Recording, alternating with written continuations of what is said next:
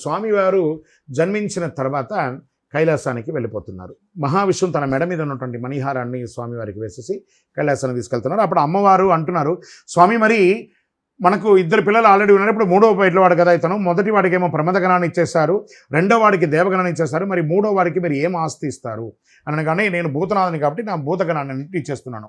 అందుకే భూత ప్రేత పిశాచ బ్రహ్మ రాక్షస యక్ష గంధర్వపర ప్రేరితాభిచార కృత్యరోగ ప్రతిబంధక అని ఇన్ని రకాలుగా పోతాయట. మనం అప్పటి నుంచి స్వామివారిని పూజించే శ్లోకంలో భూతనాద సదానంద సర్వభూత దయాపర రక్ష రక్ష మహాబాహు శాస్త్రే తుభ్యం నమో నమః అని చెప్తుంటున్నాం కదా. అలా చెప్తుంటే స్వామివారి కైలాసంలో పెరుగుతున్నారట.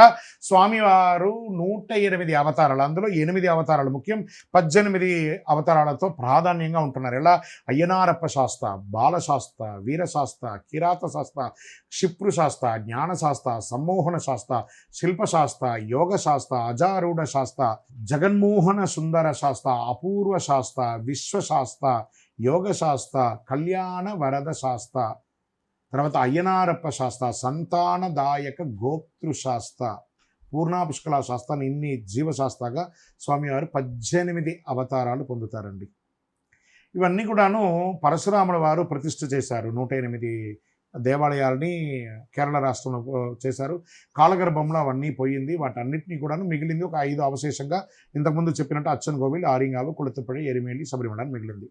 అచ్చన్ కోవిల్ ఏమో పూర్ణ పుష్కలాగా ఉంటారు, ఆర్యన్ కావులో ప్రభాసత్యకరంగా ఉంటారు, కుళతుపుడిలో బాలకుడుగా ఉంటాడు, ఎరిమేలిలో కిరాత శాస్త్రగా ఉంటాడు, శబరిమలలో బ్రహ్మచారిగా ధర్మశాస్త్రగా ఉంటాడు. ఈ టీవీ ద్వారా చూసే మీరు పుట్టినందుకు ఒకసారైనా శబరిమలకు వెళ్ళాలండి.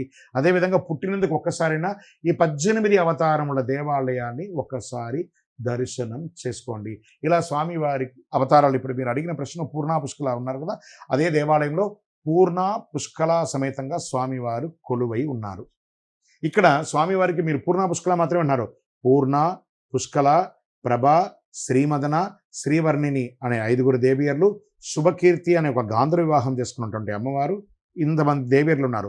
సత్యగన్ అనే ఒక కొడుకు కూడా ఉన్నాడు స్వామివారికి. మనం ప్రతిరోజు ఇవన్నీ చెప్పుకుంటున్నాం. పూర్ణ పుష్కలానాథనే శరణమయ్యప్ప.